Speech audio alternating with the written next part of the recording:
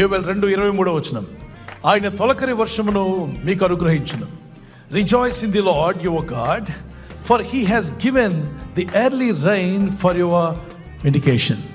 తొలకరి వర్షము అని ఆత్మీయ విషయాల్లో మనం గుర్తిస్తే, సంఘము ప్రారంభించబడినప్పుడు the day was church formed. Upper రూమ్లో వారంతా ప్రార్థిస్తున్న 120 మంది. యెరూషలేములో పరిశుద్ధాత్మ వారి మీద బలముగా దిగి వచ్చింది. ఆత్మ రాకముందు పేతురు అబద్ధమాడాడు 3 సార్లు యేసుని ఎరగనని, పిరికివాడుగా ఉన్నాడు. ఆ ఆత్మ పరిశుద్ధాత్మ వారు పొందకముందు తోమ అనుమానంతో ఉన్నాడు. అనుమానం.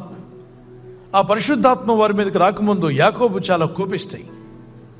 యోహాను కూడా కోపం కలిగిన వాడు. బలహీనులే, వాళ్ళని బలపరిచింది పరిశుద్ధాత్మ.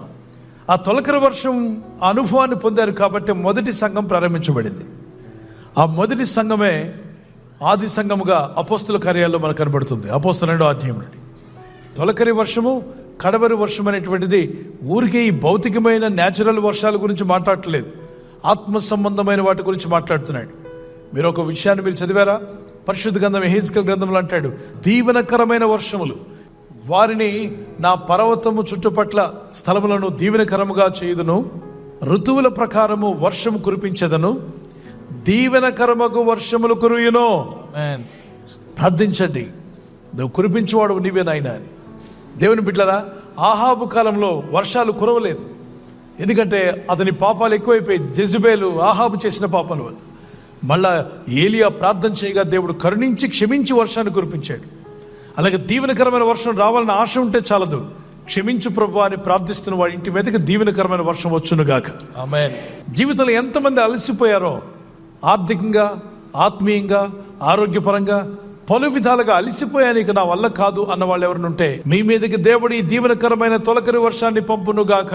ఆమేన్. అలసిపోయిన నీకు బలము సమృద్ధిగా ప్రభు దయచేయును గాక. ఆమేన్. సొమ్మసిల్లిన వారికి ఆయన ఏమి కలుగు చేస్తాడు? బలము కలుగు చేస్తాడు. ప్రార్థిద్దాం. 2 చేతులు ప్రభావితే. పరిశుద్ధమైన మా ప్రియ తండ్రి, తొలకరి వర్షము, కడవరి వర్షం అని లేఖనాల్లో మీరు చెప్పినట్టుగా పరిశుద్ధాత్మ యొక్క వర్షం ఆ దినము అపోస్తల మీద మీరు కుమ్మరించినప్పుడు గొప్ప ఉజ్జీవం కలిగి ఆది సంఘం ప్రారంభించబడింది.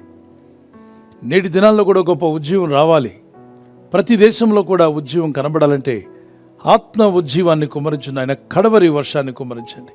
అలాగనే నీ ప్రజలు ప్రార్థిస్తూ మొరపెడుతూ ఉండగా దీవెన వర్షాన్ని కూడా కుమ్మరించమని అడుగుతున్నాను. యెహెజ్కేలు గ్రంథంలో మీరు రాయించిన ఆ దీవెనకరమైన వర్షాలు మాకు, మా కుటుంబాలకు, సంఘాలకు, పరిచర్యలకు దయచేయండి. దీవెనకరమకు వర్షములు మాపై కుమ్మరించుము దేవా. ఈ రాత్రి నెమ్మదితో పండుకొని సురక్షితంగా కాపాడబడినట్లుగా నీ అగ్ని కంచి వేసి మమ్మల్ని కాపాడండి. మీ చిత్తములో కొనసాగే కృప అందరికీ దయచేయమని యేసుక్రీస్తు ప్రశస్త నామములో వీరందరికీ చక్కని నిద్ర దయచేసి తెల్లవారు లేచి కృపను మాకిమ్మని క్రీస్తు నామములో అడిగి వేడుకుంటున్నామా పరలోక తండ్రి. ఆమేన్. ఆమేన్. ఈ వాగ్దానాన్ని మీతోనే ఉంచుకోకుండా లైక్ చేయండి, షేర్ చేయండి. అనేకులు ఈ యొక్క ఛానల్ సబ్స్క్రైబ్ చేసుకోమని తెలియపరచండి. సబ్స్క్రైబ్ చేయని వారు కూడా సబ్స్క్రైబ్ చేయండి. Good night. God bless you.